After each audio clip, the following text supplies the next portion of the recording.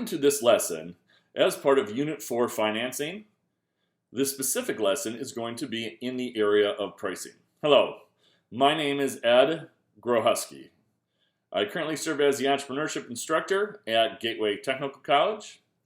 I've served as the executive director of Wisconsin Collegiate DECA for the last 3 years and have been the owner of Pine Acres Popcorn and Concession for the past 5 years, and hopefully soon coming to Main Street in Union Grove.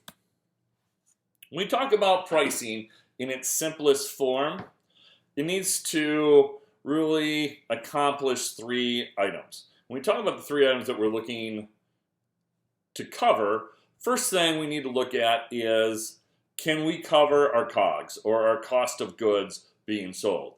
At the very minimum, we need to establish that we are selling this product for, at the very least, the same amount that we are purchasing the product or it costs to manufacture that specific product.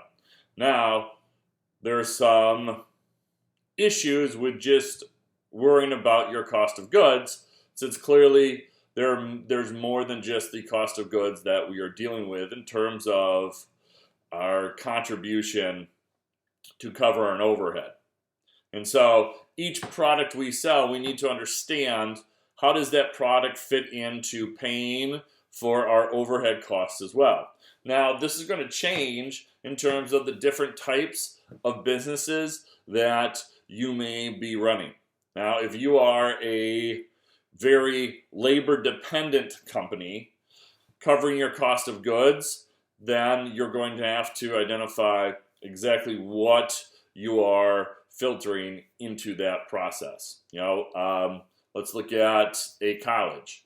A college doesn't necessarily have a high cost of goods scenario, and so they need to determine how much they want as their break even, how many students need to be in a seat for that specific class.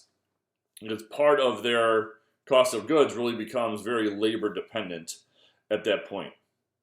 And so everything we sell needs to go into this contribution to this overhead of our profitability for our specific business.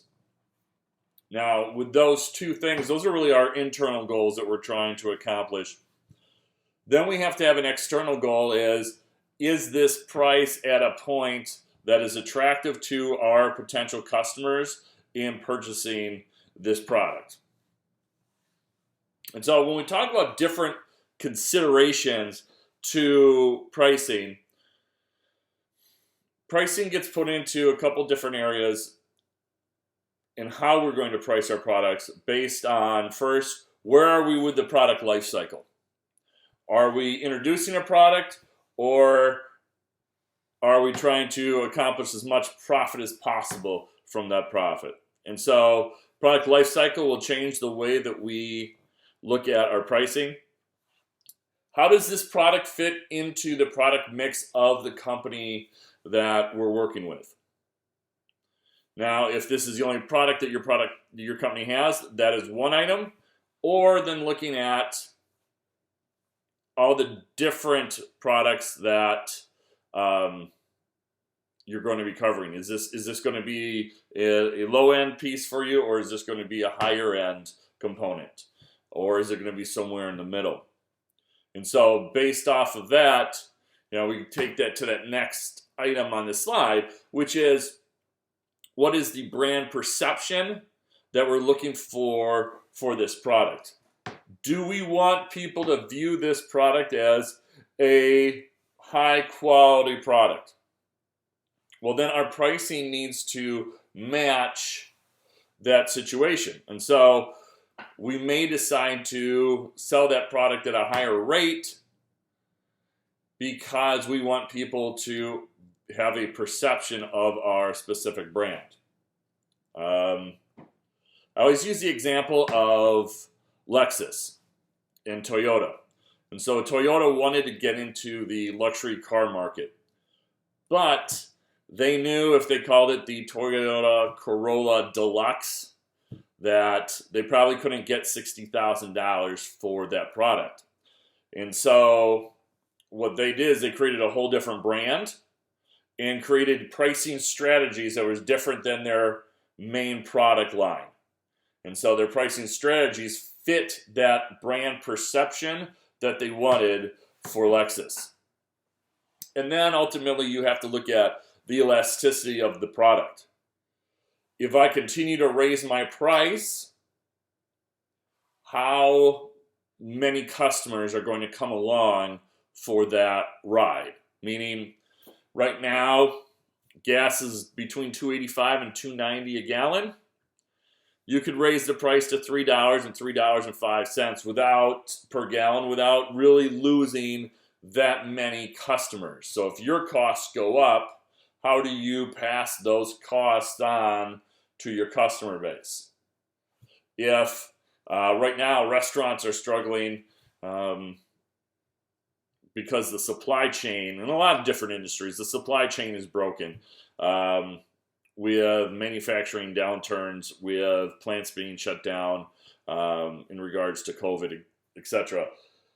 And so the price of meat has gone up, especially like steak and beef has gone up significantly. And so some restaurants really have fought with, do I raise the price or do I stop selling a specific product?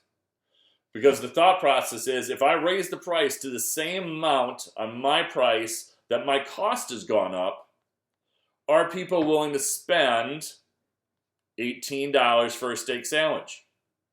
And so a lot of restaurants are saying right now, it doesn't make sense for us to have that product on our menu, because for us to be profitable, to have contribution to our bottom line, we don't think we're going to sell that product at the price we would need to charge for that product. And so when we talk about different ways we can set our pricing, we're going to look at different revenue models that you could potentially look at. And so when we look at the first piece is, and we'll talk about these all into, I'll break them down individually after I go through the list. Cost plus pricing, value-based pricing, anchor pricing, and penetration pricing. All right, so first, if we look at cost plus pricing,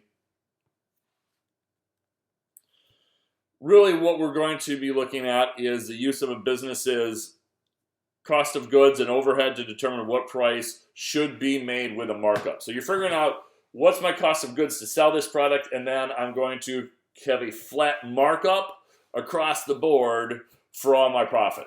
Okay, so I'm going to say, all right, I want to make 25%, or in this example, I want to make 50% markup on the product. Now, there's some benefits to doing it this way.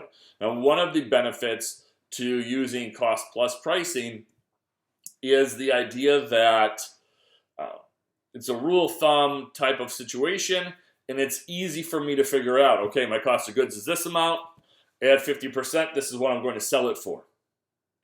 But if we go back to the example that I gave you in terms of steak sandwich, the problem with continuing to follow down this path is, if your costs go up, can you continue to pass the exact same cost to your customers, and will they continue to follow along at that price point? And so some industries can use cost plus pricing, some of them may not. And you may not be able to do it across all of your product lines. And so you may find that some products I can get a little bit more profitability out of than other products. And so the second piece we look at is value-based pricing. What customers believe it is worth paying for. So in this instance, you are taking an idea of what you think the customers are willing to pay for the product. Now, some entrepreneurs will start off and just say, well, I want to charge X amount of dollars for this product, without looking at the cost of goods and those other pieces. And so you still have to make sure that that value-based pricing component is still meeting your financial goals that you are setting for your business, and at the very least, sustaining your business. And so a lot of times when we look at value-based pricing, you'll notice that in the other parts of the other slides, I never mentioned looking at your competition. And sometimes looking at your competition can be a dangerous piece because A, you're not matching apples to apples all the time. And if you're worried about what your competition's offering from a pricing perspective, you lose your path in terms of what your product and service offering is going to be. And so I used to do some sessions with people like how to compete against the big box or how to compete against Walmart. And the challenge is Walmart's going to undercut your price. And so there's got to be something other than just the product that you're offering to make that competition piece. And so I've always worked with people like, well, I have to match their price. Like, well, matching their price isn't necessarily going to mean that you are meeting then your financial revenue goals. So you want to make sure both of those pieces kind of come in line. And so anchor pricing looks at where is it in the marketplace as a whole? How does this price fit with what other competition is getting involved in? And so from value-based pricing, where you're talking about what the customers are thinking about what it's worth paying for, anchor pricing is really kind of looking at those market segments and saying, okay, where the competition is offering the price. Both of those have some challenges in terms of then you looking at profitability and you looking at where you are in terms of that long-term pricing model for this product. And so you may start off with just value-based pricing or anchor pricing. You know, I'll be honest, when we started our popcorn business, I didn't do the due diligence involved in terms of identifying what my cost of goods were. I looked at our packaging and I kind of looked at, I guess, what you would say would be a value-based pricing model where I said, okay, a large is $5, a medium is $3, and a small is $1. And it was probably only after a couple of years in operation, I'm like, okay, let me make sure that that pricing fits in terms of where we are with our cost of goods. And so there was a way that we kind of developed that whole model. And so when we looked at creating our cost of goods, this is just one example. Several things go into and I'll use our most basic product we sell, which is a bag of freshly popped popcorn. And so to go in to identify how much that cost, I needed to identify what cost went into that bag. And so I had to take, all right, we buy our popcorn in 35 to 50 pound bags of seed. Well, clearly I don't use 35 or 50 pounds bags of seed in a popcorn machine at one time. And so I would take the amount of popcorn that I use for one order and then figure out how many orders I can get out of a 50-pound bag. And you could have weighed it, but I wasn't sure if I'd get that 100% right.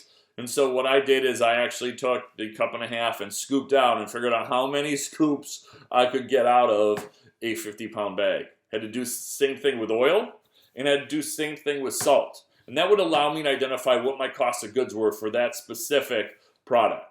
Now, where it gets challenging is for you to really break down, okay, how much electric do I use when I pop a bag of popcorn? What is that charge to my bottom line? And so that was the beginning point of identifying, yes, we're at a good markup. Now, the last piece when we talk about pricing is penetration pricing. Now, on the previous slide, we talked about where are you in your product life cycle. And with penetration pricing, what we will do is you will take a price and you will provide it at a lower price than the competition to get started in the marketplace. This happened, I was working in association management and graphic design. I dabbled in a little graphic design work. And at one point in time, there was a program called Cork Express, which if you did layout and design, everyone used this program. It retailed for $900. Apple came up with a new operating system, and Adobe wanted to have, they created their own Adobe Creative Suite, which is now the industry standard.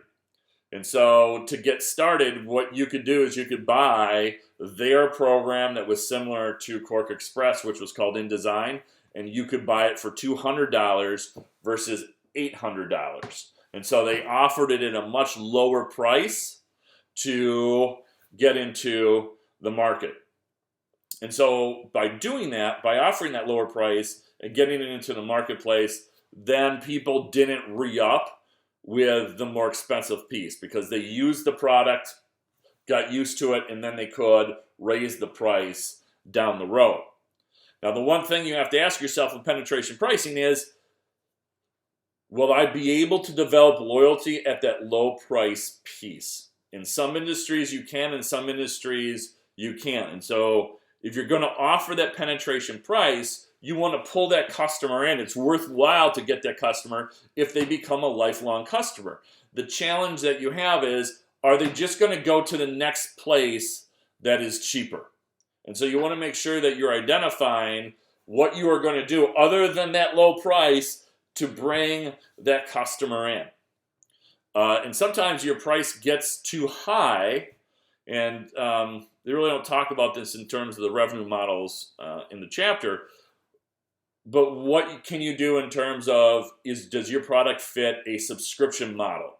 And so could you offer a subscription per month at a different rate that makes it seem like not as much is coming out of pocket? And so then there's other financing pieces you can put into place to help adjust that pricing with your customer.